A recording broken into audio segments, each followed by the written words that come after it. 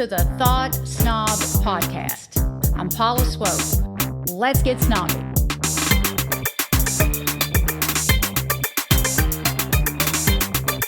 Today's format differs slightly because I'm here virtually with a small, intimate group from my Manifestation Challenges community. If you're interested in knowing more about my Manifestation Challenges, please visit paulaswope.com sometime.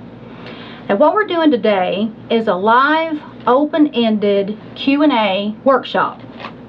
The people who are with me today submitted questions beforehand, and I will answer those one by one. The questions that were submitted are so good because they are so relatable. We will cover everything from breakups to toxic work environments to feeling stuck and various other issues that tend to impact all of us.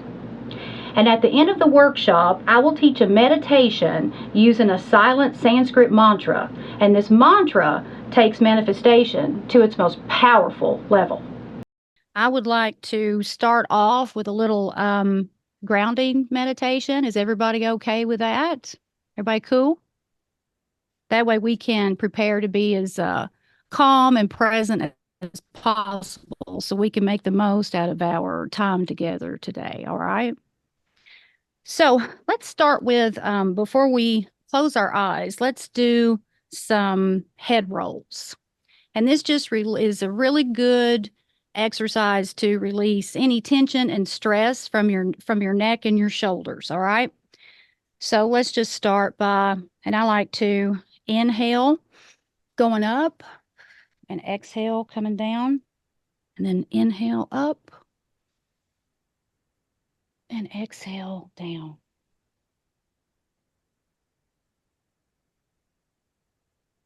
Down. Now let's go in the opposite direction. Inhale up.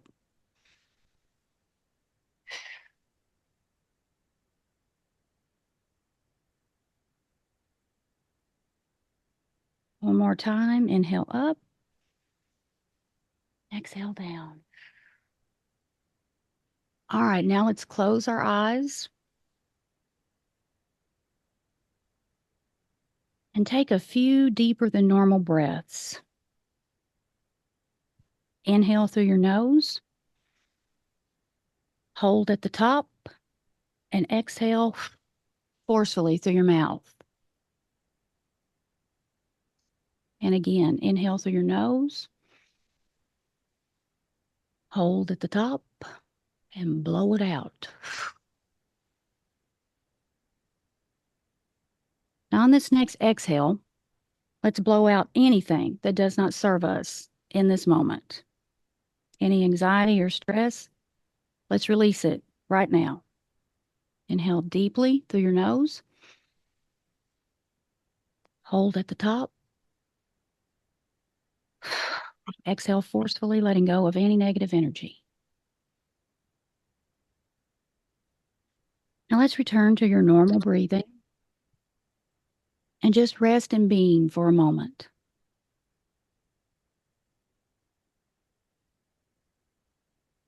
Any thoughts that come to your mind, just release them. Watch them float away like clouds.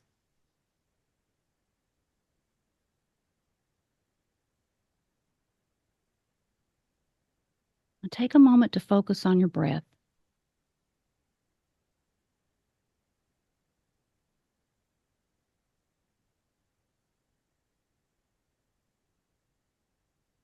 Now go to your heart center. Feel your heart beating.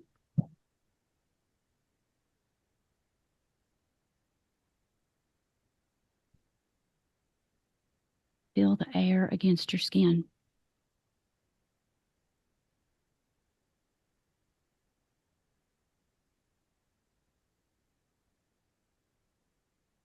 And take one more deeper than normal breath. Inhale through our nose. Hold at the top. Blow out forcefully.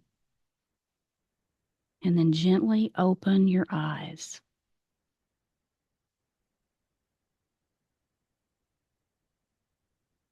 All right. Going to dig into these questions.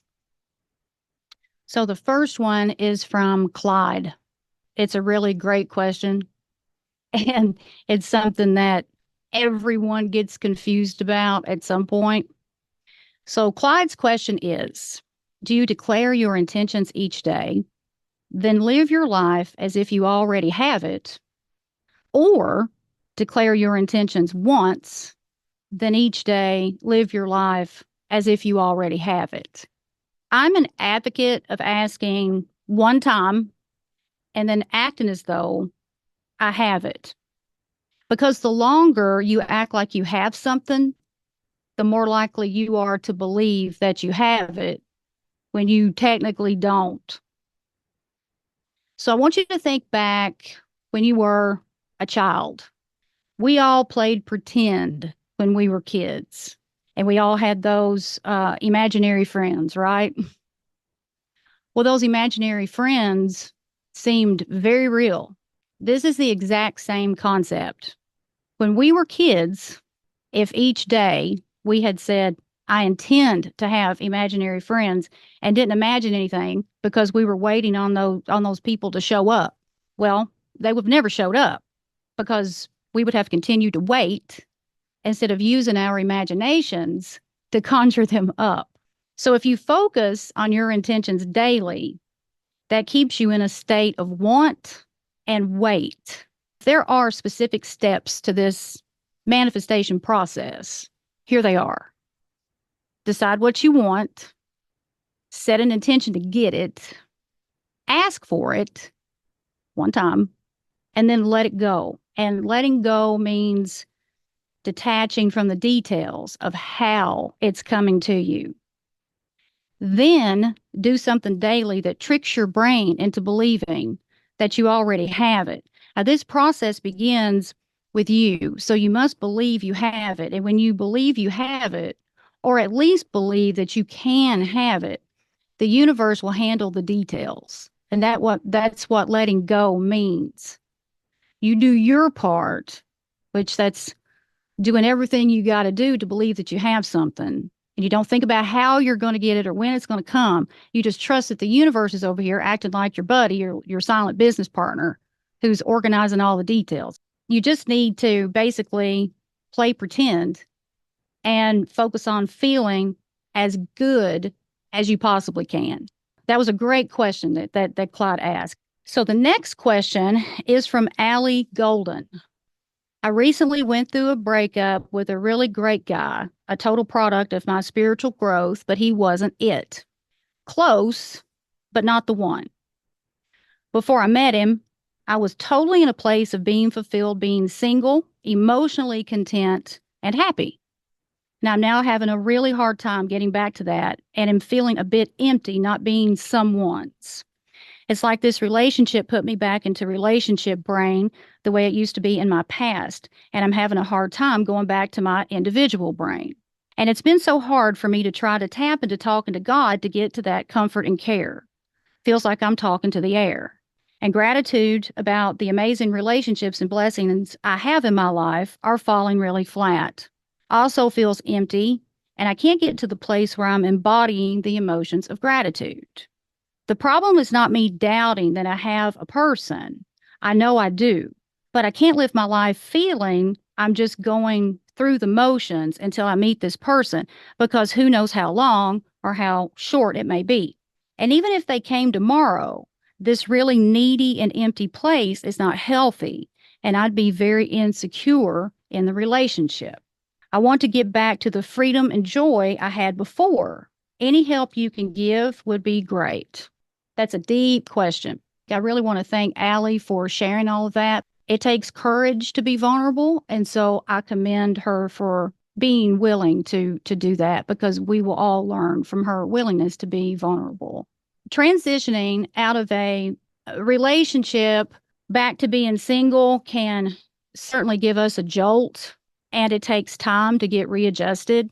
So the first thing I want to tell you, Allie, is this. This is a time to show yourself compassion. You don't have to figure everything out right now. You just don't. based on what you've said here, and, please correct me if I'm wrong, I really sense that you're living in the future and in the past. I've done it. We've all done it. But the only time that we can really create our future is in the present. Because if we're always living in the future, then we never create it. And if we're always thinking about the past, then we get into a bit of a trouble zone, because we're creating a life that resembles the things that happened in the past. And people who live in the past tend to repeat patterns their entire lives, and they never get what they want. And so it's really important for you to be present. And all this really takes is mindful awareness. Just catch yourself when your mind starts creating some wild story about the future that isn't true. And each time you take a trip down memory lane and that trip starts to stir emotions that don't serve you well, just stop yourself. And when you start to do that, you can actually instruct your brain. You can tell your brain what to do. When those stories just start to spiral, then just say to your mind, not now, not now. And you can interrupt those thoughts before that story turns into all these emotions that take you over. You do have a keen awareness about you, because you clearly say that this guy wasn't the one. And you also say that you aren't ready for your life partner because you would be insecure in the relationship. You also say that before you met him, you were content and happy being single. So I would like to ask you a question. What did your life look like when you were content and happy? Versus now. So since writing that question, I talked with some friends about going into no contact with him, because we've still stayed in contact. I can't think of anything that's different other than being in contact with this person, because I still had hobbies. I had my friends, I had my business, I had my meditation practice. But I think doing the back and forth in between has been the only difference. So if everything is, pretty much the same, what do Except you my think? meditation practice. My meditation practice has been really hard. That's part of like what I was saying at the beginning too. It's like I Mhm. feel like when I try to connect to God and when I try to connect to myself, it's been harder to feel that sustenance. Like I think before I could connect and like feel completely full and feel completely like aligned. But it's been really hard to have that emotional connection the last several Sure, weeks, especially. sure. So what I'm hearing is you really do want to stick with your meditation practice. You're just maybe distracted, Mm-hmm. right? Mm-hmm. Okay. I think that what would be really good for you right now is to ask yourself, what would you still be grateful for if, let's just say, you never met the one? What would you still be grateful for? You don't have to answer that out loud right now unless you want to, but asking yourself that question, going within and asking yourself that question, you will find so many things that you will realize that you've got that you might be overlooking. And that gratitude will help you get that connection back that you want with God. Mm-hmm. Because everything that you find that you're grateful for, right down to your breath. I mean, when we're feeling really ungrateful, we can always be thankful for our breath, right? Because without our breath, we'd be screwed. So I would ask myself that question. And then I would also ask, and I don't think that we should ever force ourselves to meditate if we don't feel like it. If you don't feel like meditating, then don't. You'll get back into it when the time is right. But what I would like for you to do is I would like for you to ask yourself what it is that you really want, and just ask yourself that each day. And the answers might not come right away, but they will eventually come, because everything we need to know, we have that inner wisdom to figure it out. And sometimes we can't hear it just from all the noise from being out and about in day to day society. And if we don't go within and ask ourselves questions, then that divine wisdom just kind of goes unheard. And I think that asking yourself those questions might open up that portal maybe to that energy that you feel like might be shut off for now, which is pretty common when we go through breakups or any relationship turmoil, really. I mean, even a friendship, losing a friendship can make us feel that way. It can make us feel really disconnected. Those are some things I would recommend. And then if you can practice beginner's mind, okay? Like each day, be open to new possibilities because each day is a new day. And as long as you're present, well, anything is possible for that day. But if you're thinking about the past, you're thinking about the future, and you're not present, then you kind of limit your possibilities. And I'll have to say that in situations like this, when we, go through a breakup, some kind of ending, sometimes we're fearful of facing our feelings because we almost feel like we'll drown in them. And sometimes we don't want to feel those feelings, but feelings are meant to be felt. And if we don't feel them, if we repress those emotions, then really all we're doing is creating some type of sickness, because when emotions are repressed, then they will manifest into sicknesses. Okay. And so I just want to offer a little bit of research here that I found to be incredibly enlightening. A neuroscientist named Jill Taylor discovered that a fully felt feeling can only last 90 seconds. That's it. The physiological lifespan of an emotion in the body and the brain is 90 seconds. The sensations, the adrenaline, heat in the face, tightness in the throat, rapid heartbeat, and so on, arise, peak, and dissipate on their own in this short period. If anyone in this room, and I would say 100% of us here today, have emotions that need to be felt and released.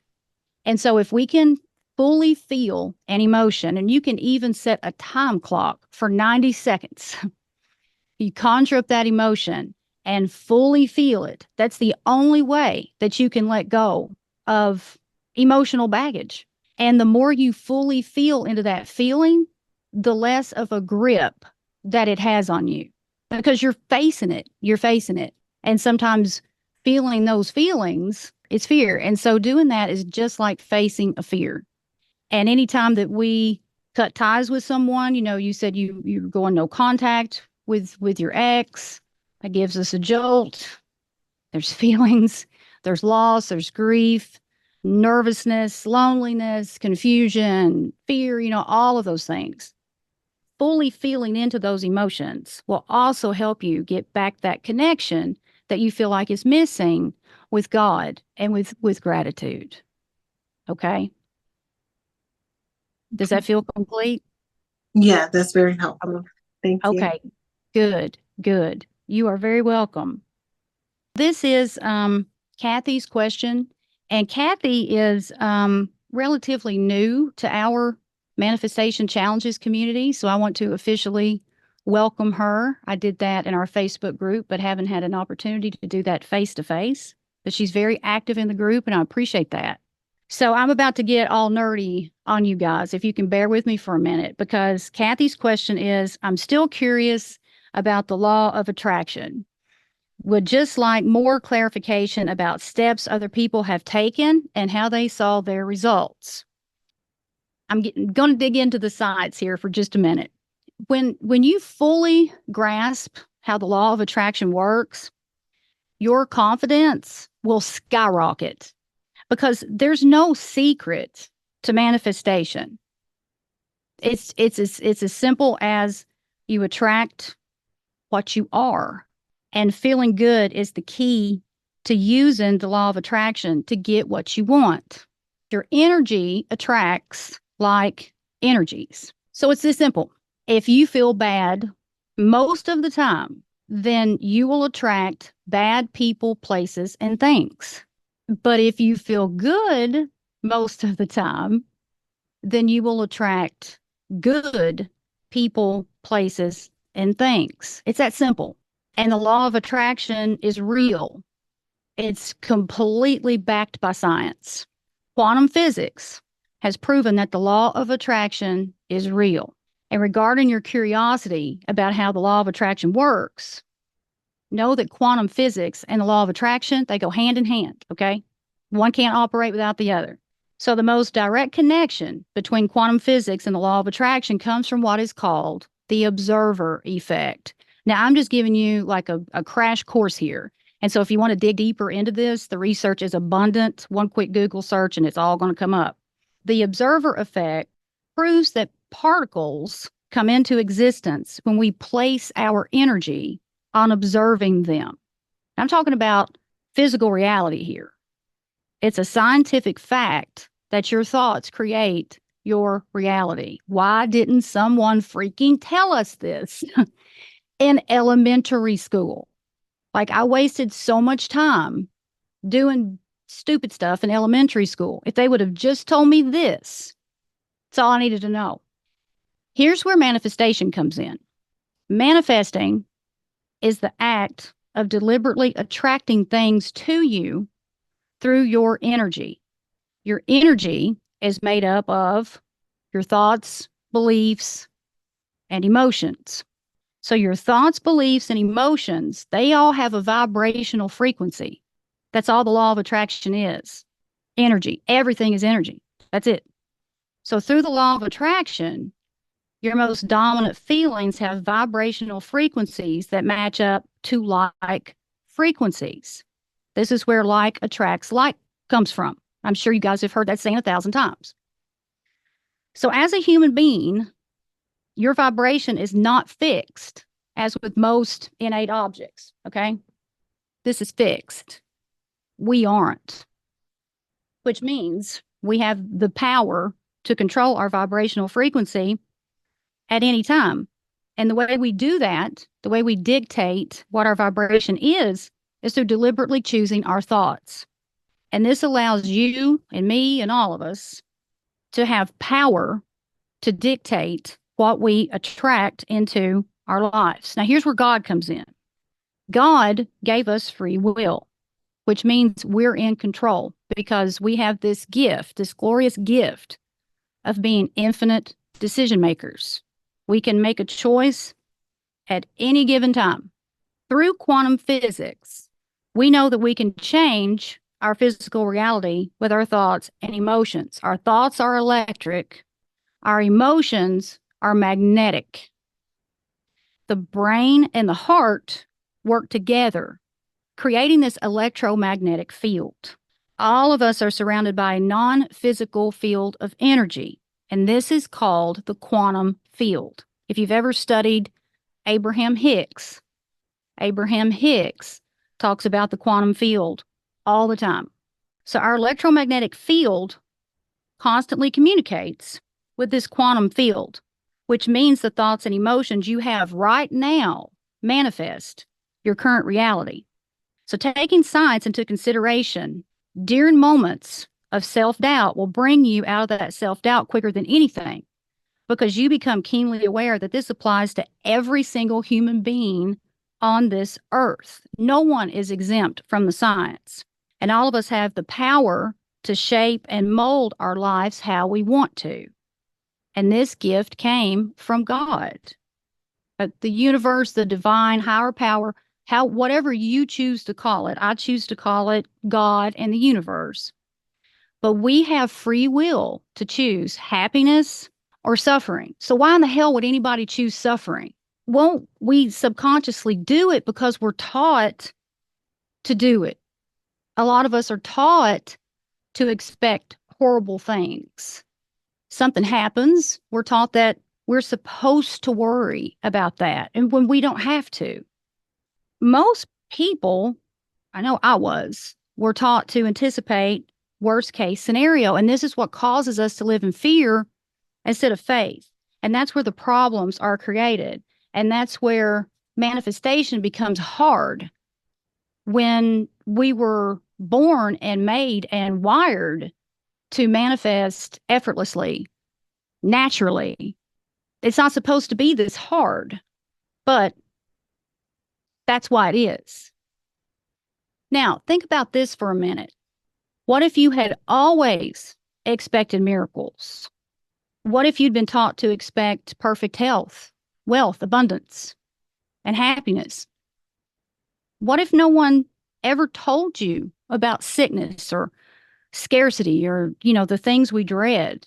Well, your mind wouldn't even know about those things. Therefore, your communications within the quantum field would have looked much differently throughout your lifetime.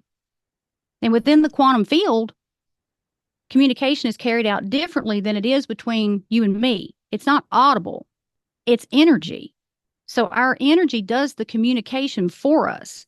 And that's why it's so incredibly important to safeguard our energy against anything that makes us feel bad. So as far as steps are concerned in the manifestation process, it's really all about what you can do to feel as good as possible. And I will always go back to that statement, always. Because if you feel good, most of the time, we all have bad days. We're human. We're going to have bad days. But if you feel good most of the time, then you'll get what you want naturally.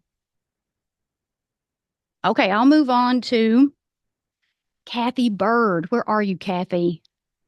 There you are. It's so good to see you. Well, Kathy basically had one question, but within that one question, there were several questions. I broke them down. Yeah. Oh, somebody's got a question. Okay. I totally believe in the law of attraction. I've had a lot of amazing experiences with it, but when you say that we would learn it if we learned it as children, there are environmental things that happen. Like there are children who get really sick, lots of them. Mm-hmm. And it's not like they created that. I don't believe, this is what I believe. I don't believe that an 8-month-old can create cancer for themselves. Mm-hmm. But it happens. And I know that people have free will and not everybody is good. And so a lot of environmental things affect us. Worldly things, wars, where you can sit there and pray if you're Ukrainian right now, and you can pray all day and a bomb still could hit your house, will still hit your house because it's happening. And people are praying. I'm Jewish, so I know about the Holocaust, and I know that's one of the big questions for God. But I don't feel like it's an absolute in certain circumstances. Well, nothing's black and white. There's always a gray area. And as far as children getting cancer, that is something that I cannot do anything about. I cannot control that. I do not know the answer. And so those are things that I don't think that we should worry about because we can't do anything about it. And as far as, and everything you just said is brilliant. I mean, you're right. The environmental factors, oh my God, yes. I mean, that's what messes everybody up.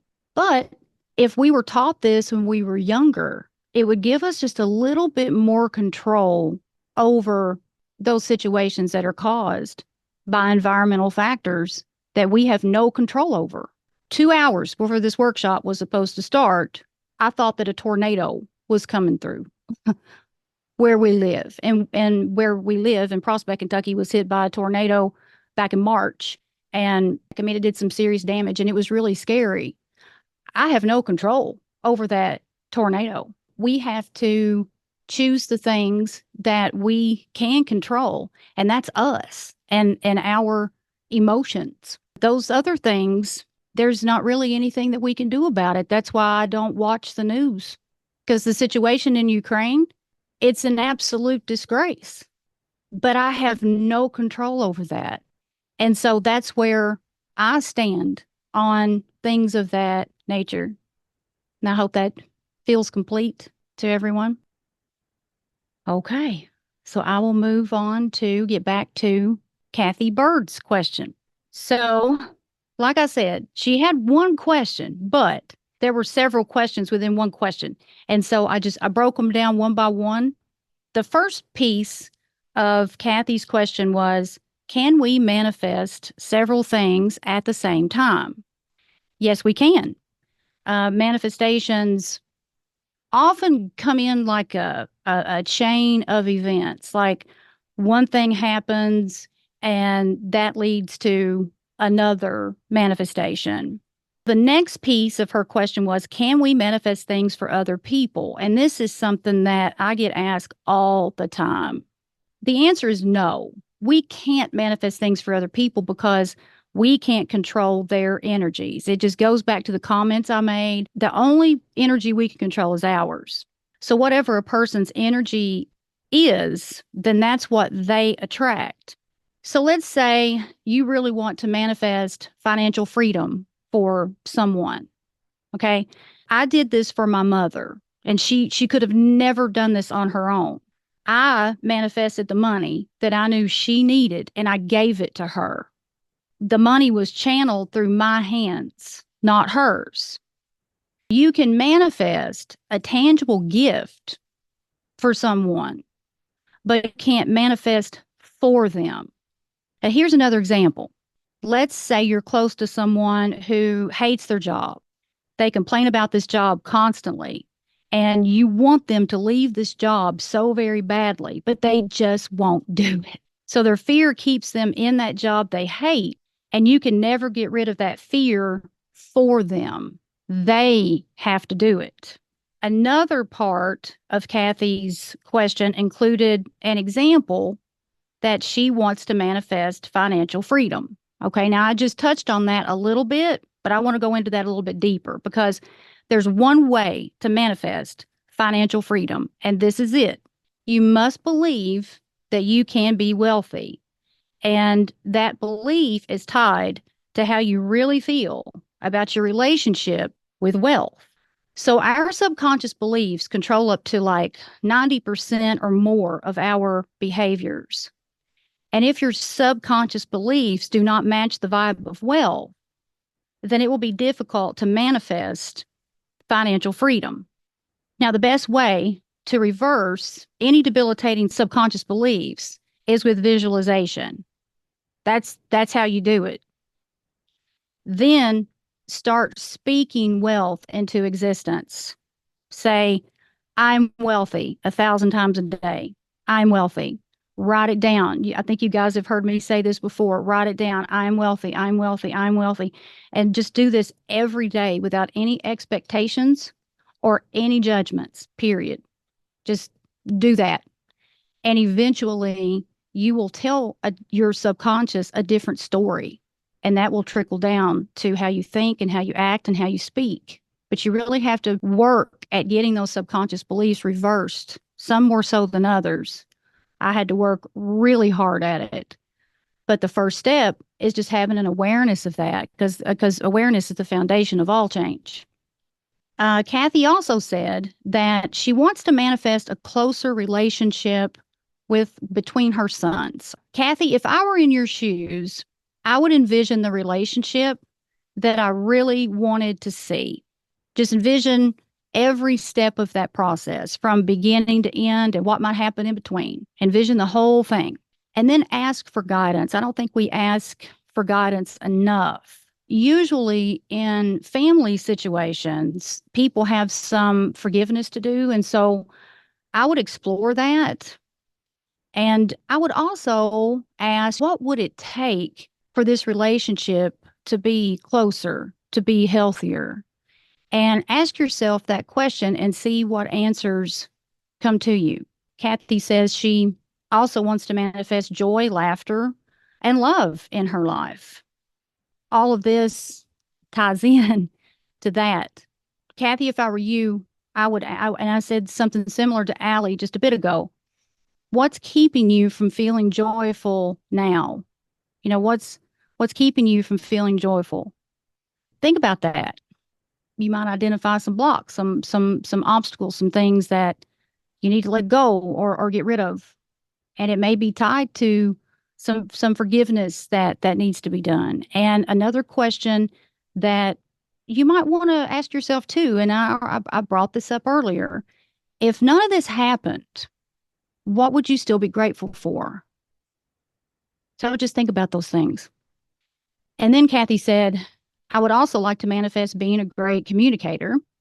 I would like for people to feel better and encouraged after talking to me.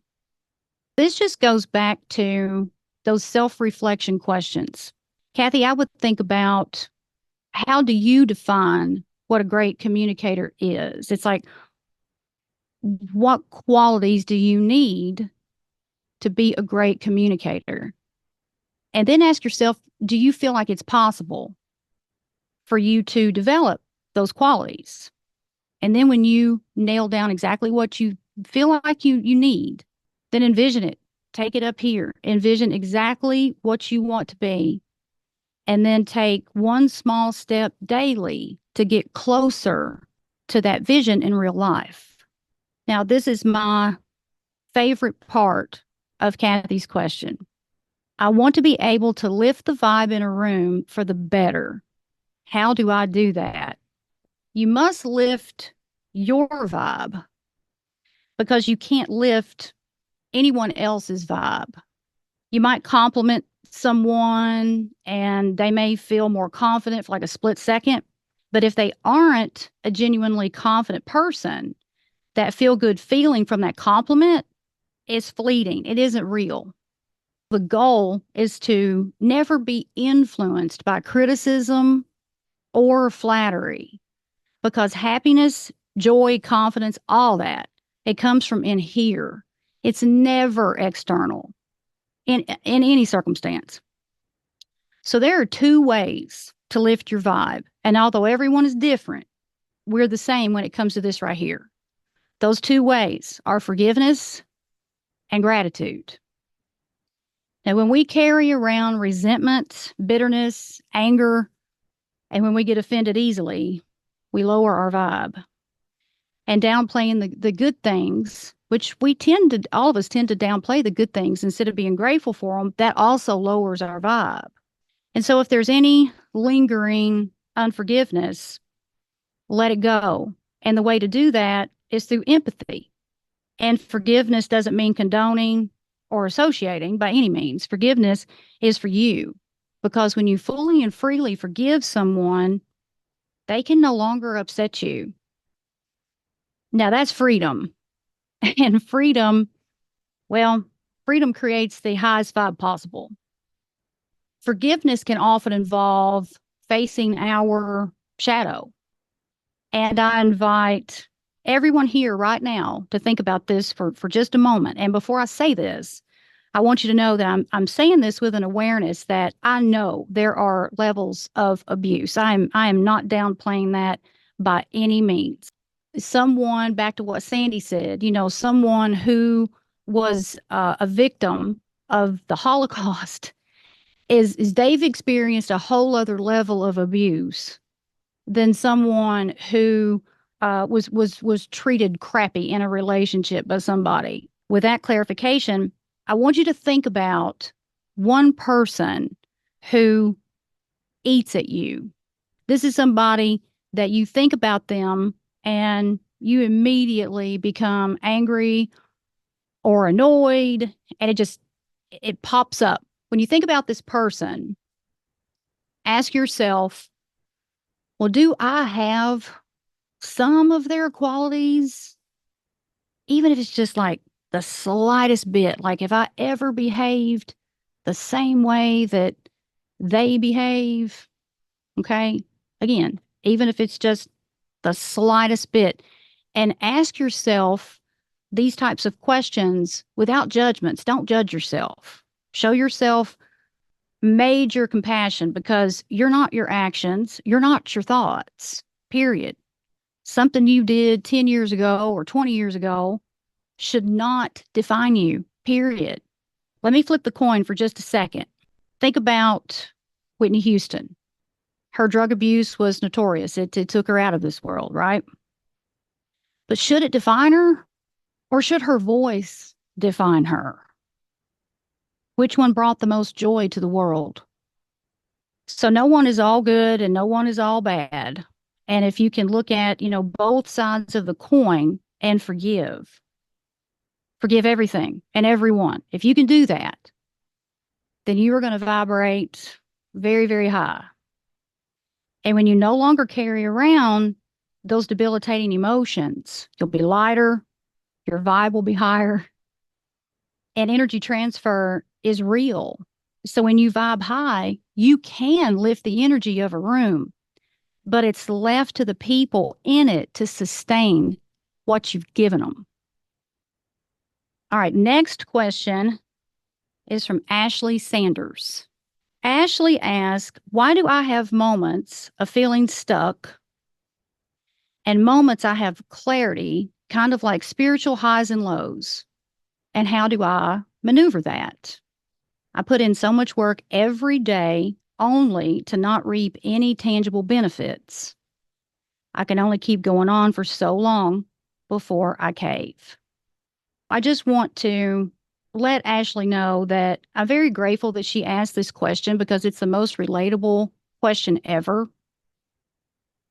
And so many people are going to benefit from this answer because this is really related to that split thinking that we have.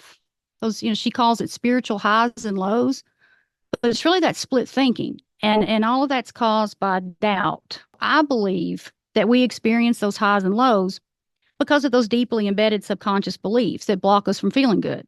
Instead of focusing on attracting things, we all need to go within and clear out those debilitating beliefs. And those beliefs, every single time, are connected to people.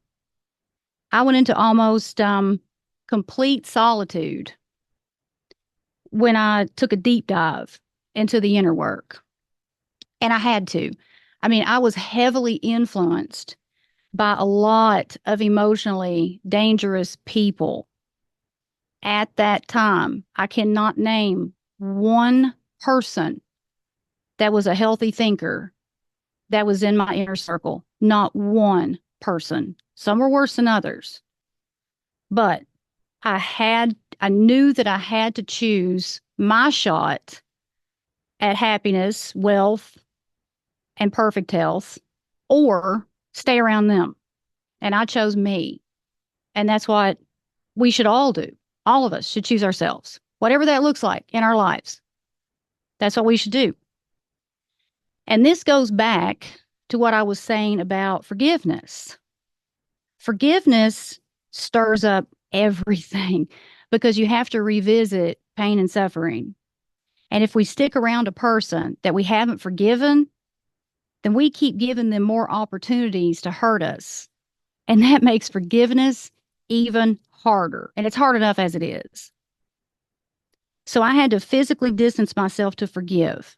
And that may not be the right path for anyone else in this room right now, but I guarantee you need to temporarily distance to process and forgive. We will all continue to experience these highs and lows until we clean out the garbage in our subconscious mind. And if you don't mind, I would love to read you all an excerpt from my new book, Thought Snob, The Modern Spiritual Playbook for a Better Life. Oh my God. So it's finally coming out. And I want to read you this excerpt because it demonstrates what I'm talking about here perfectly. Thought snobs versus thought slobs. Snob is a word that carries negative connotations. People don't like snobs. The snob is a person who respects and likes only people who are of a high social class and or a person who has extremely high standards, who is not satisfied by the things that ordinary people like. Snobs act as if they are superior to others, and material things often measure their self-worth. Snobs aren't popular because they look down their noses at people who don't have the things they have. The world is filled with all sorts of snobs. We have our food snobs, wine snobs, bourbon snobs, car snobs, and so on. The commonality these folks share is that they have a defined taste in something they love and admire and won't settle for less. So if we won't settle for less than a specific type of bourbon, for example, why do we settle for any old thought? Nothing materialistic will ever help us create our physical reality, but our thoughts do. Therefore, our thoughts are what we need to invest in. A bourbon snob looks at a dinner menu with a well-informed keen eye and chooses only the bourbon he loves and thinks is worth the price. A bourbon snob wouldn't even entertain buying a bourbon he didn't like. Designer tag snobs love luxury clothing. They are educated, informed shoppers and know the highest quality apparel. You won't find a designer tag snob at Walmart because Walmart does not carry the label that tag snobs love. This is how thought snobs behave. Their thoughts trickle down to words and actions. Let's say the thought snob is presented with a menu of thoughts like the bourbon snob is with bourbon. When a thought snob sees anything resembling guilt, shame, anger, resentment, jealousy, or any other low-quality energy, they turn up their nose to it. They know they are too good for anything that disempowers them, so they refuse to entertain the notion of even thinking about disempowerment. On the other hand, we have the thought slob. And slob, stands for self-loathing overrides better. I will use a dinner menu to demonstrate how the thought slob thinks and behaves. Infinite Choices Restaurant Bar and Grill, open 24/7. The menu items with an asterisk are guaranteed to make you sick and miserable. If you order these items, you will attract horrific things you don't want. This is our guarantee to you. Enjoy. Appetizers. Self-sabotage salad wraps, asterisk. Empowering egg rolls. Jealousy jelly rolls stuffed with toxic tomatoes, asterisk. Confidence couscous. Empathetic eggplant. Entrees. Enthusiastic eel paired with loving lobster tails. Shameful steak kebabs with guilt sauce marinated in resentment, asterisk. Poverty pizza loaded with scarcity sausage, asterisk. Hazardous waste halibut, asterisk. Joyful jambalaya. Desserts. Terrified tiramisu, asterisk. Happy hazelnut pie. Forgiveness fudge smothered in abundance applesauce. Resentful red velvet cake, asterisk. Wealthy wafer cookies. Server, may I take your order? Thought slob, yes.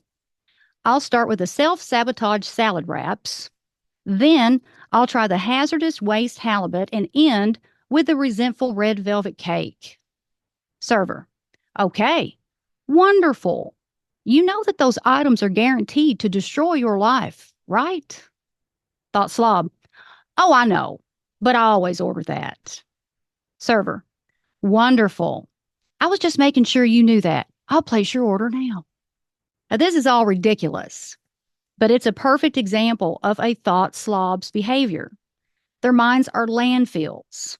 They allow any old thought to infiltrate their sacred energy space and live rent-free in their subconscious minds.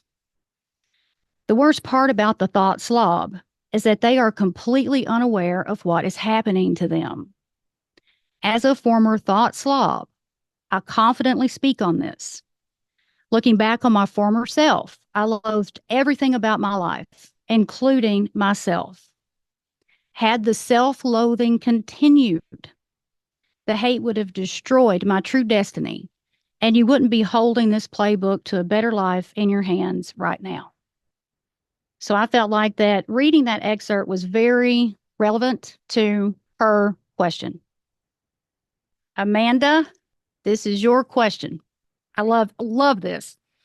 I fell off the spiritual wagon and then beat myself up for 2 days. How do I avoid this in the future, and any tips to get back on track quickly? Now, here's the backstory, and Amanda and I have talked about this situation before. I mentioned in our coaching sessions that I'm on the board of directors for a nonprofit organization, and the last couple of years, I have absolutely loathed it. There are a couple of new people on the board that are impossible to deal with. I'm committed to finishing out this year because that's what we're supposed to do. And as treasurer, it would be difficult to pass on those duties midstream.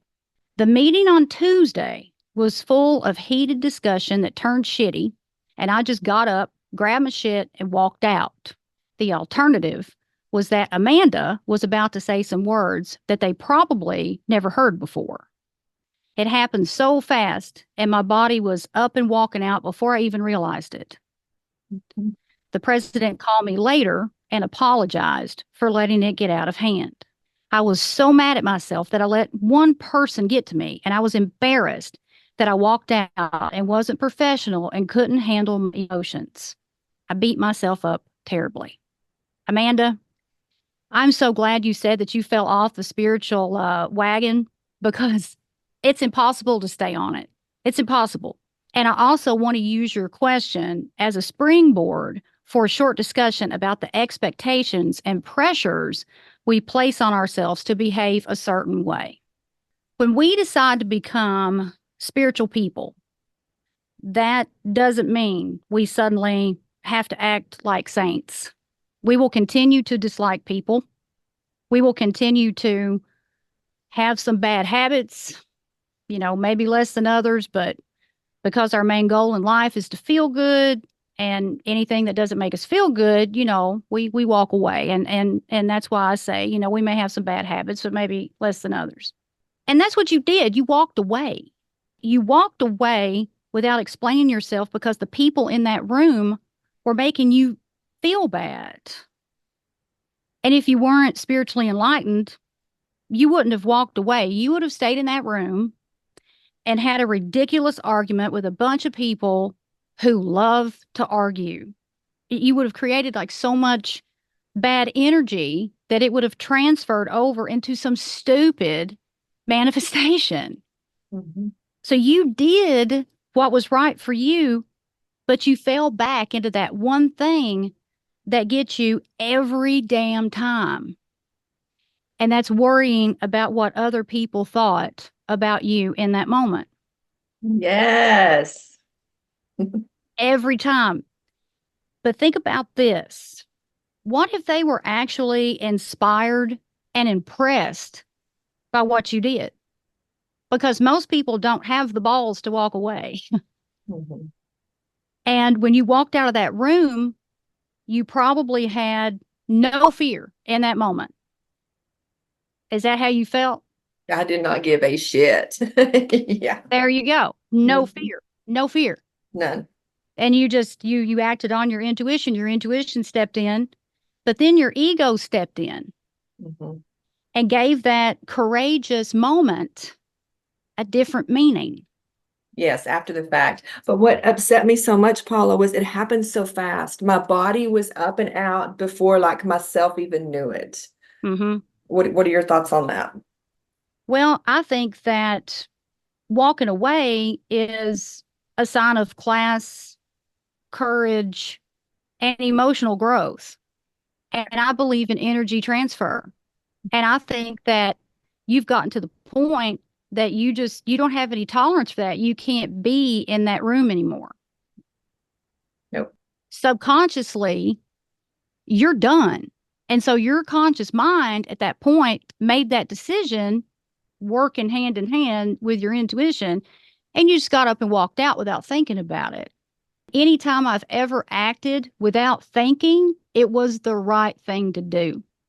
Ooh, yeah. It was the right thing to do. And I made a note about this. If you think about, scenes from movies, and the first scene that came to mind, do you all remember the scene from the first Bridget Jones, when Bridget, when she quits her job and she walks out of the office, and all of her coworkers, suddenly gain this, newfound respect for Bridget, even though she had this sexual fling with the boss and was so courageous. And people were standing there, like, okay, all right. We second guess Bridget, but now look, walking out is something a lot of people want to do, but they won't do it. Truly authentic spiritual people don't take shit off of other people. Do we fight with people? No. Do we put people in their place? Yes. But we do it with empathy and kindness. And if we have to put them in their place more than once, then we walk away from those people. Are we nice all the time? No. But are we kind all the time? Yeah. And do we evaluate who is right and wrong for us? Yes. Do we walk away from those who are wrong for us? Yes. Do we put ourselves first? Yes. Because we know that's what we have to do to be the best people that we can possibly be. We also know that putting ourselves first is the only way to live our life purpose. And when we embrace our purpose, everyone around us benefits. And when we ignore it, we suffer. And so do the people around us. And so think about this. Everybody could think about this. And, of course, including Amanda. What if Amanda stayed on that board and had meetings with that board daily?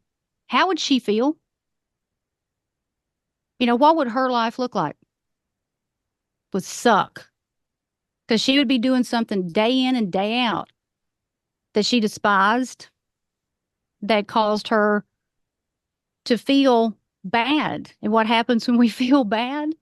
We attract bad things. And so I think that walking out was the absolute best thing you could have done. Even if you look back on it and you wish you would have handled it differently, it gave you an awareness of that.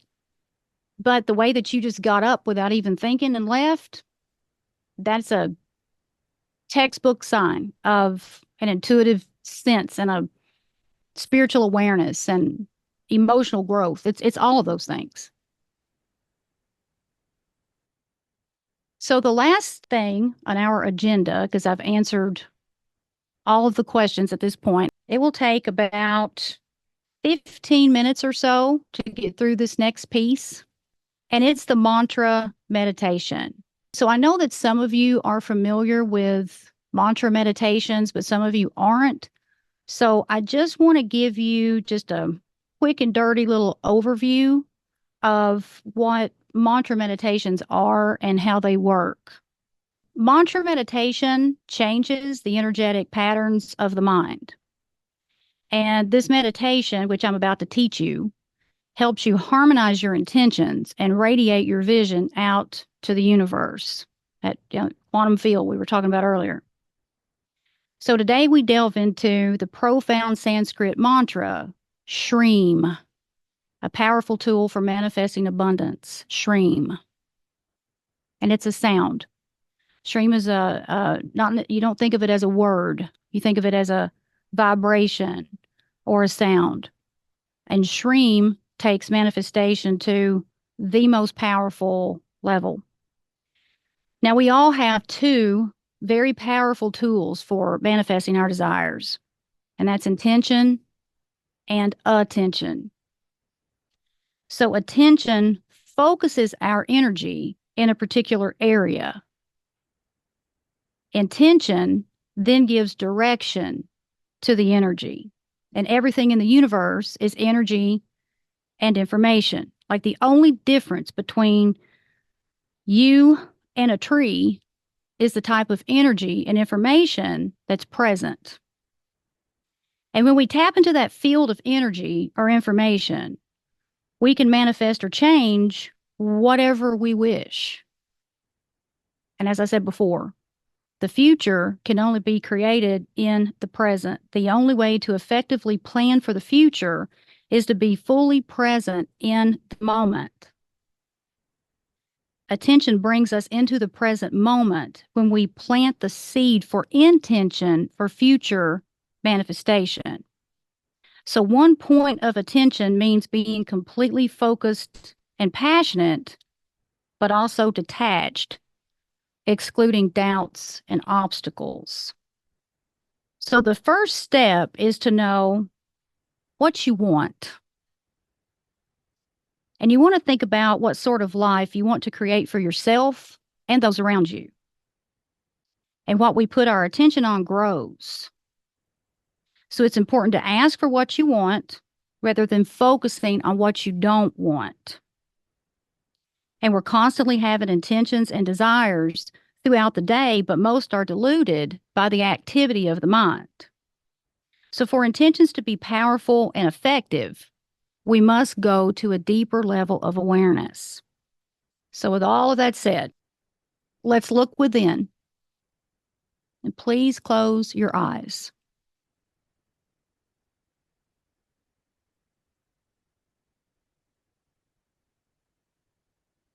And let's take some deeper than normal breaths, just like we did before. Inhale through your nose, hold at the top, and out through your mouth.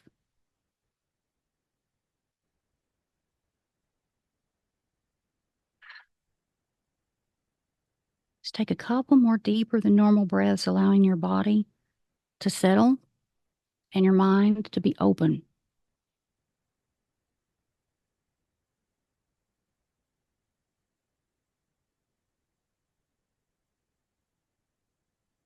And bring your awareness into your heart center.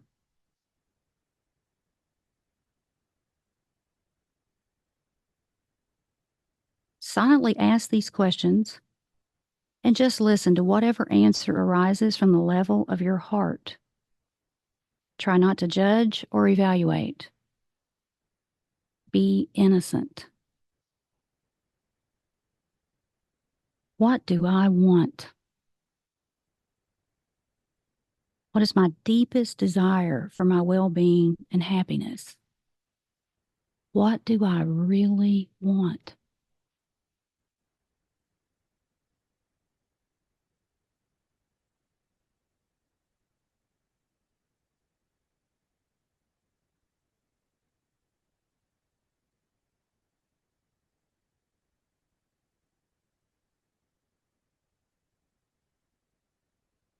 Now put the answer into a few words or a simple phrase. This is your intention.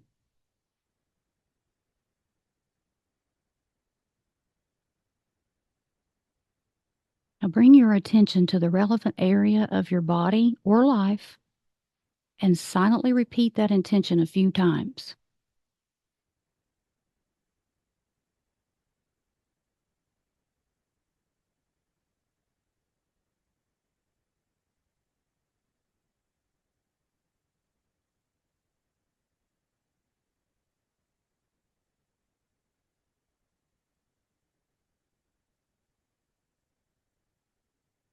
Now let it go. Holding on to an intention limits its possibilities. Releasing it into the fertile field of infinite possibilities gives the universe permission to take over. Let the universe handle the organizing details.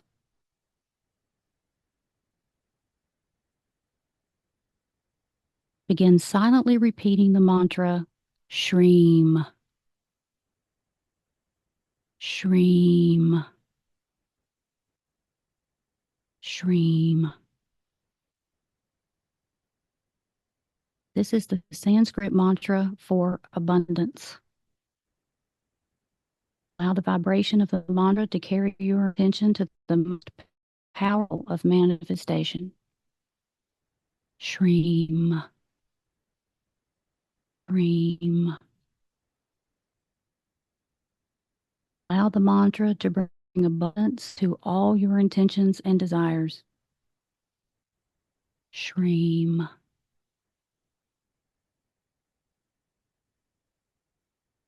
Continuing the mantra Shreem effortlessly. And I'll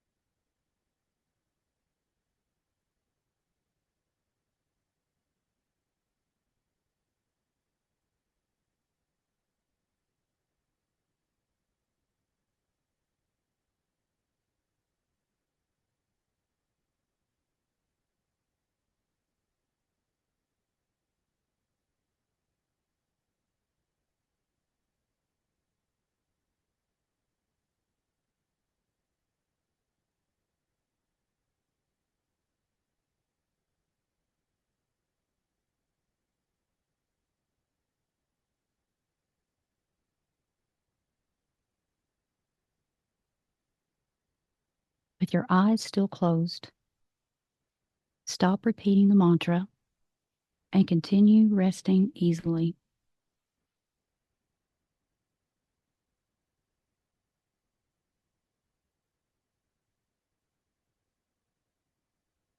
Gently begin to deepen your breathing, easing back into activity. And when you're ready, please open your eyes gently. So you can repeat this meditation focusing on different areas of your life. It's not limited. You can use it for anything. And there's a West African proverb that says, God gives nothing to those who keep their arms crossed. Be open to the infinite possibilities that surround you. Look for clues, synchronicities. And I'll close on this note. Desire big. If you have wimpy desires, you'll end up with a wimpy life.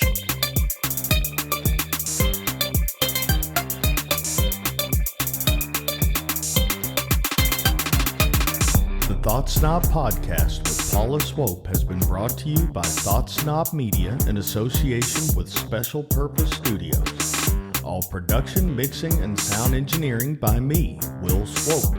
We hope you've enjoyed this podcast. Please take a few seconds to give us 5 stars and leave a review. See you on the next Thought Snob Podcast with Paula Swope.